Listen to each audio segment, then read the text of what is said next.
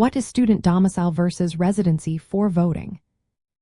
Imagine you're trying to decide where to cast your vote, but the rules about where you live and where you consider your home can be confusing. That's what we're here to clear up today. When it comes to voting, terms like domicile and residency might sound similar, but they have different meanings that can affect your voting rights. Let's break it down in simple words so you know exactly what to do. First, your domicile is the place where you see as your permanent home. It's where you plan to stay long-term and where you intend to return whenever you are away. It's not just about sleeping somewhere. It's about where you genuinely consider your main home. For voting, your domicile is the address you use to register and determine which elections you can participate in. It's also the address used for state income taxes and other legal purposes. You can only have one voting domicile at a time, even if you spend time in different places. Residency for voting is closely related to domicile but can also include physical presence requirements. Many states requiring you to live in the state for a certain period before you can register to vote. Usually, this period is between 20 and 30 days. Some states also need you to have a fixed and permanent home there.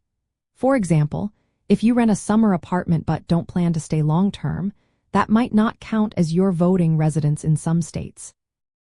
As a college student, you have options. You can choose to register to vote in your college state if you meet that state's residency rules. To do this, you might need to get a driver's license there, register your car, or show proof of your intent to stay. Alternatively, you can keep your voting domicile in your home state where your parents live. If you choose this route, you can request an absentee ballot to vote in your home state elections.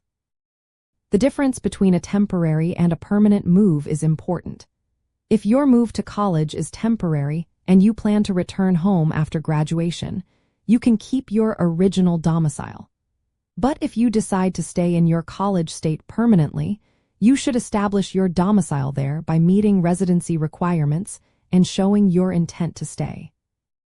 For first-time voters, the key steps are deciding where you want to vote, checking your state's rules and deadlines, and registering accordingly. If you want to vote in your college state, make sure you meet their residency rules and register early. If you prefer your home state, ensure you are registered there and request an absentee ballot if needed. Also, find out where your polling place is because some campuses might change voting locations. Remember, your voting domicile and residency are about where you see as your main home.